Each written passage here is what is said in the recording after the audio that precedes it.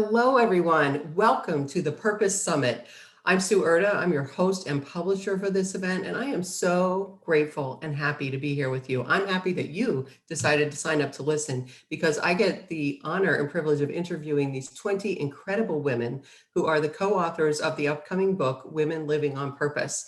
And I have read every single one of their stories. They're just so amazing. And one woman is just really more incredible than the next. And even though they're just ordinary women, they are extraordinary in so many ways because they're like you in that you are out there doing the best you can, living the best life you can, contributing to life, and it's just awesome. I just love this. And I know you're here because you want to know how they found their purpose, how they're living on purpose, so you can do that too.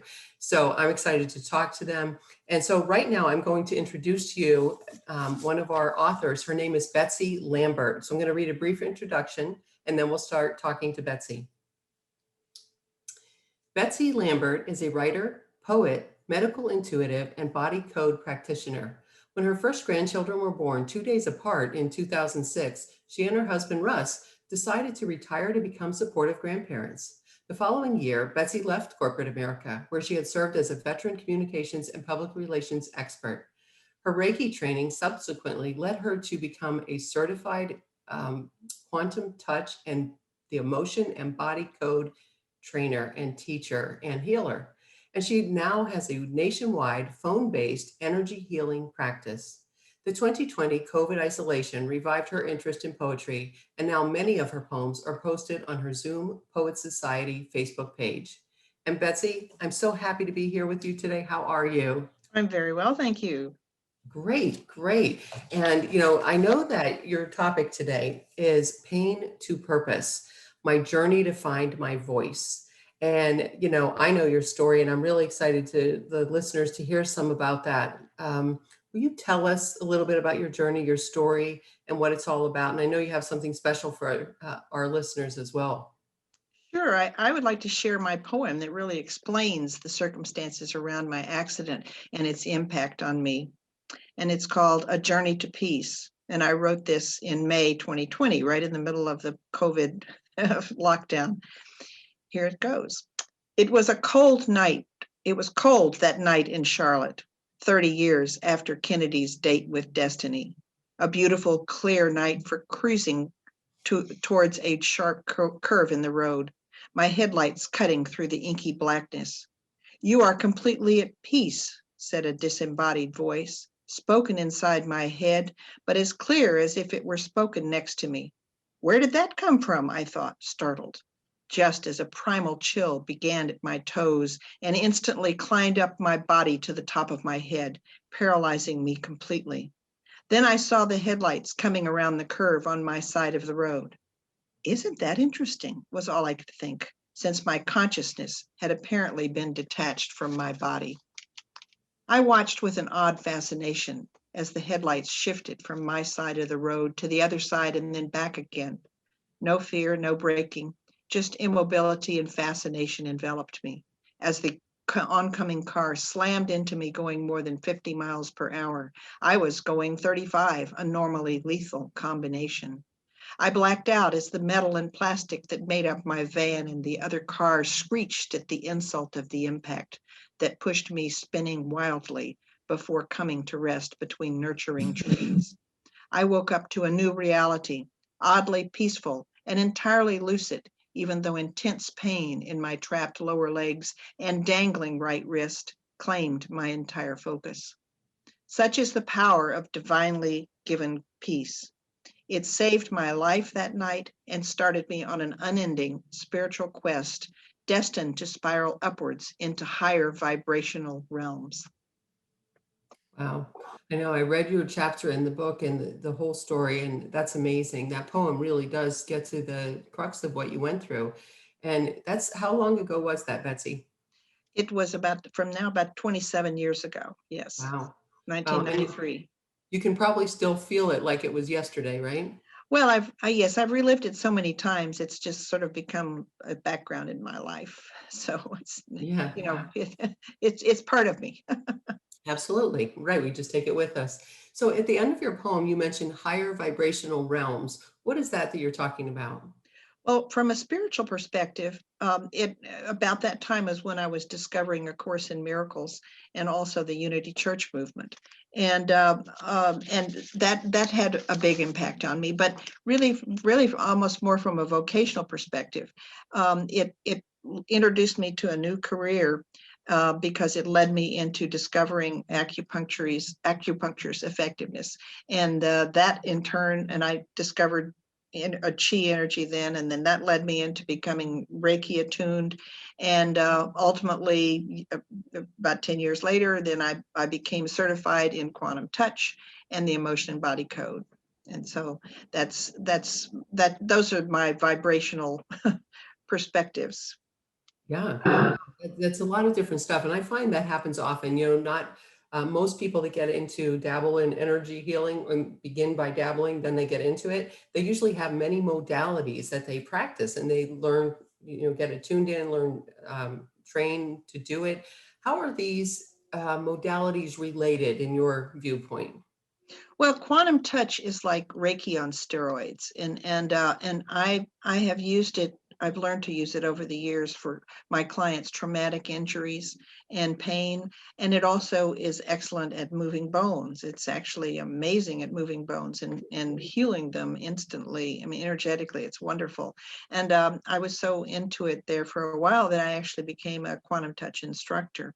Then one of my students introduced me then to the emotion code and the body code, and I discovered that it was even better because it uses my intuitive skill uh, to locate tissue imbalances that are causing negative emotions, trap negative emotions to trap energies and thought patterns into different tissues in our bodies.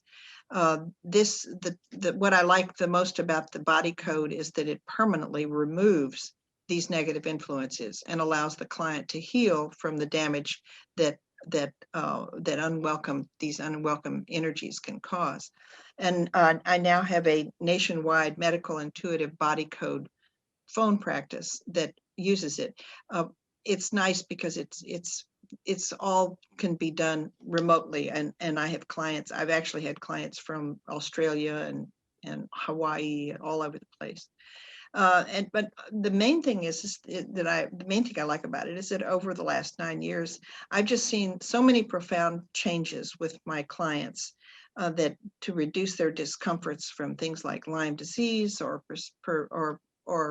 um, or releasing persistent joint and muscle pain, reducing anxiety and depression, and but the main thing that I found is that it's very effective in helping clients when doctors have found that they had nothing wrong with them physically, or I mean medically, that they could find.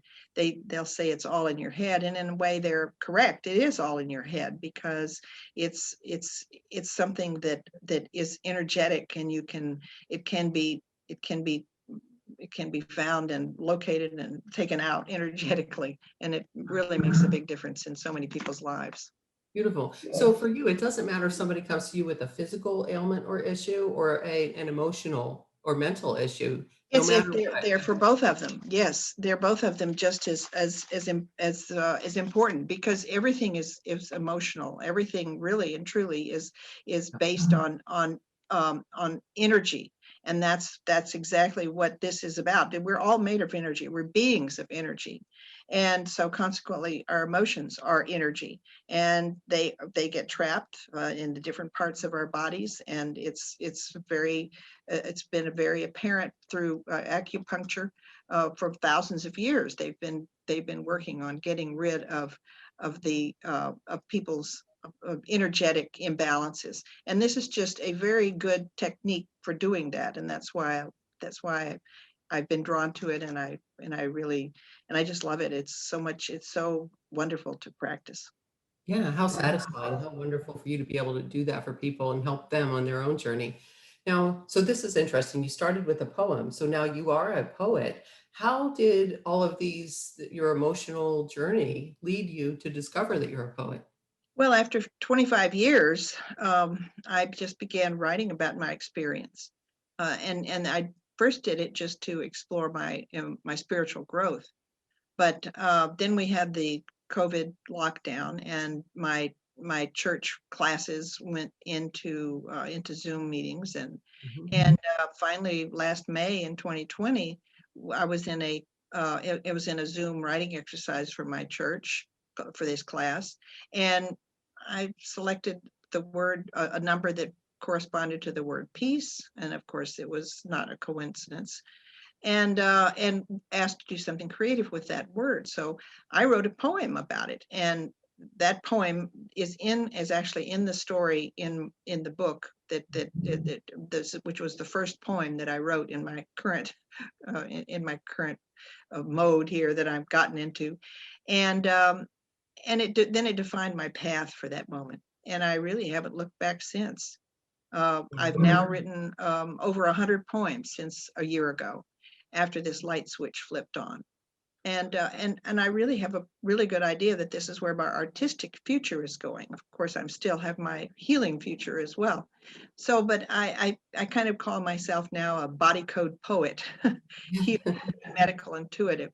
Man, and I'm very excited about what this combination, where it's going to lead me. I really don't know. I'm open to it. I have no particular I don't have an idea about where it should go. I'm just allowing it to lead me wherever it goes. And oh, and by the way, many of my poems I have posted on a Facebook page that is open to all, and it's called the Zoom Poets Society, and anybody can go to it, and they can, they can zoom through my poems if they want to, or read them closely, or whatever they want to do. But that's where they are, a lot of them. That's so cool. I love that you are just totally in the flow with this, that you don't have an agenda with this, that you're just going with it and feeling your way through. That's beautiful. That's really great. So, so far, Betsy, what would you Oh, say? Oh my goodness. So you're I'm going sorry. with the flow. I'm You were sorry. going. Yeah, that's my background. It's not I see working. that. I'm You sorry okay? about that. Oops. Whoops. Okay. See, so this is totally about going with the flow, right? Like I'm going with the flow. The flow has fallen on me. So anyway, so yes. all right, that's great. Perfect example, perfect timing for that to happen. Right. Great, great. So Betsy, you've gone through quite a journey. Will you share with our listeners, what would you say you have learned on this journey? Well, the biggest thing I think I learned was that, and I do mention this in my story, is that it's possible to discover and accept any new normal that can be thrown at you. After my physical rehabilitation, I was still very much in pain. But I knew that there had to be another way to get rid of it. I just I just didn't want to take a bunch of medicines. I wanted to get rid of it. I wanted to be able to get back to normal. And so I just decided to trust the universe to show me the way. And sure enough, it led me to acupuncture. And acupuncture is what then learning about chi energy and how it works, and getting a great deal of relief from the acupuncture. I was then led into energy healing and got my Reiki attunement. Well, once I got into that, it opened up a whole new world for me. And it's something that I've been exploring ever since. Yeah, it sounds like it basically changed your life. Well, it really did. Completely redirected my life, because before I'd always been very much in the corporate world and hard driving, and focused on what I was supposed to do for my career. And then all of a sudden, energy healing is something that's a very personal thing. It's about how I interact with other people. It's all about the exploring of different possibilities, and allowing the universe to lead me where it needs to go. Yeah. So energy healing changed your life. And also it sounds like poetry might have changed your life too. Tell me about that. Well, energy healing changed my life because it gave me a way to temporarily relieve my pain, and at the same time learn how to walk normally again. I had to teach myself to walk again once I got through with my rehabilitation, because my left leg in particular had just forgotten what it was supposed to do. But even then I had recurring pain. Here I was just not even 50 years old yet, and I was walking with a cane, and I didn't accept that. I didn't want that to be my new normal. I was just looking for a permanent way to get rid of it. And then that's how I came about that's how I found the body and the emotion code. And I've discovered that they address the root causes of my problem and of my pain, and rather than just offering me temporary relief. I've felt all along that there was no medical way to correct the damage that was caused by my accident. My doctor wanted me to say, well, if it still hurts, come on back and I'll go back in and, cut you open and work on you again. And I said, no, you're not going to do that. I did not want to do that. And I didn't want to take prescription medicine either. So again, I just said, all right, universe, where am I supposed to go? How am I going to get rid of this pain? I just don't want to live this way. And that's how I got into the energetic arena, and I've never looked back. Yep. So this of course, by trusting the universe, of course, then this opened me up to spiritual growth, and that of course I've discovered that is doing nothing but increasing as I get into it more. I've learned how to trust my intuition. I've learned how to get myself to understand how I'm going to move forward, just by trusting that I'm going to be told where I need to go next. Yeah, that's beautiful. And how does the poetry, how does that fit into that part of it? Well, it's a kind of a different direction. I know that most people say, how did you become a poet after becoming an energy healer? Well, I've always loved writing, and even in high school, I wrote a lot of poetry. I liked it enough. I studied advertising in college, got a degree in it, wanted to be an advertising copywriter. This was in the 60s when advertising copywriting was hot. And I just loved it, and I was really good at it. And then I went into, of course, from there, marketing, and I worked my entire career in advertising, marketing, public relations, and ended up a certified public relations counselor. But the whole time, I found I had to write what other people needed me to write, and I became very good at it. But it just somehow didn't satisfy my soul. And there, toward the end of my career, I was just sort of writing my press releases, writing my annual reports, writing my newsletters, that type of thing. And I loved the interaction that I had with people to do it, but it wasn't very creative. And when I finally retired from my corporate communications career in 2007, I discovered I was really depleted, both creatively and spiritually. So about that time, I discovered Unity Church and A Course in Miracles, and became a lifelong student at that point of A Course in Miracles. And by studying it, I learned how to get around my ego, and ultimately learned how to mine my subconscious right brain for insights. And during the 80s, I was actually taught a course a workshop in accessing your right brain's creativity. It was called clustering, that I discovered. But I've made that into my own type of course or workshop, and I called it now soul mining, because we mine the subconscious right brain. And then, but it's fine to come up with your right brain ideas, but then you've got to do something with them. And that's when I discovered, of course, something rediscovered, that poetry is the best medium for expressing those insights that I've gotten from my creative right brain, and it's buried in my subconscious. And all I lacked at that point was inspiration. And I received that in abundance from my Zoom Sunday services at my Unity Church. It really served me well to be forced into Zoom church. I actually, it really turned out to be a blessing. It's something I probably never would have found if I hadn't have been forced into it by the COVID isolation that we had to all endure. I learned I could just take notes, and this started last July. I would take notes during my minister's Zoom sermons, and instantly I'd start writing a poem based on my intuitive downloads that I would have triggered by their messages. it was so much fun.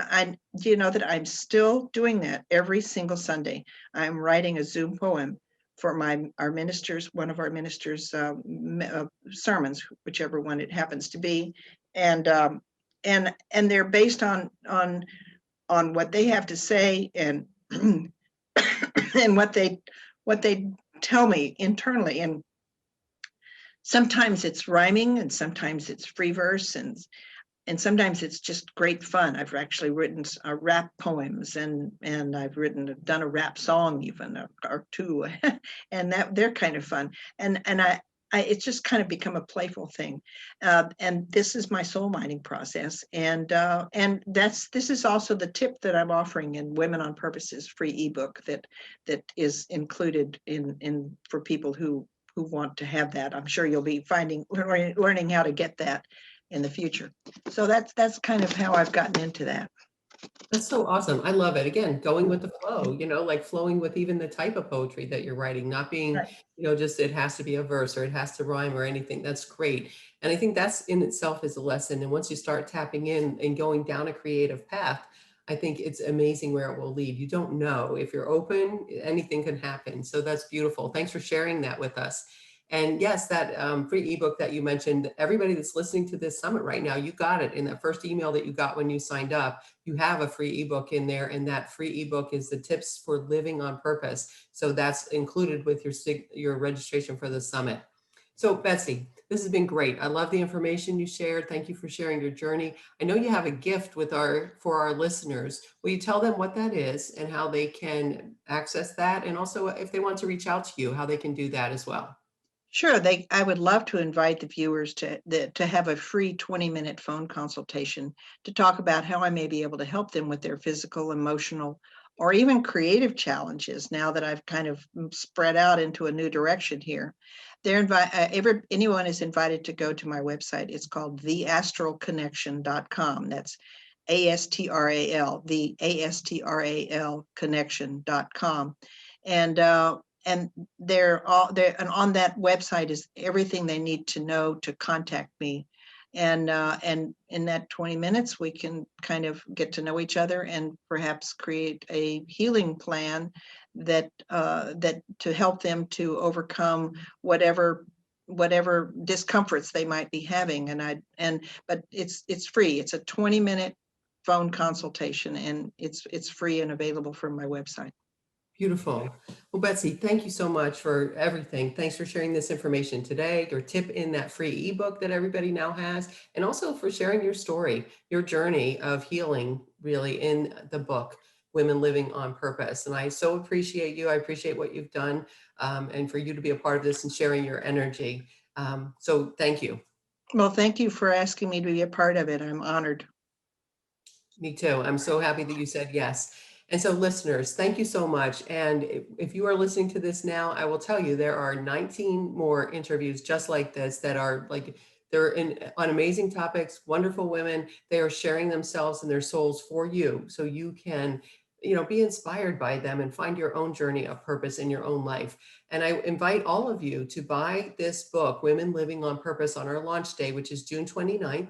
On launch day, we will have a 99-cent Kindle sale for this book. And when you buy that book on launch day, whether you decide to buy the paperback or you decide to buy the 99-cent Kindle, you can bring your Amazon receipt number back to our website. You can plug it in and you will get more free gifts from our partners and authors. So it's just a win-win-win all the way around. There's so much here for you. So I know you're on this journey for a reason. You're on this call listening for a reason. So thank you for being here. Thank you for following your own purpose, because we need everybody in the world to follow their own purpose, because that's what the world needs now. So thank you all so much. Have a beautiful day. And you can go to our website, womenonpurposebook.com,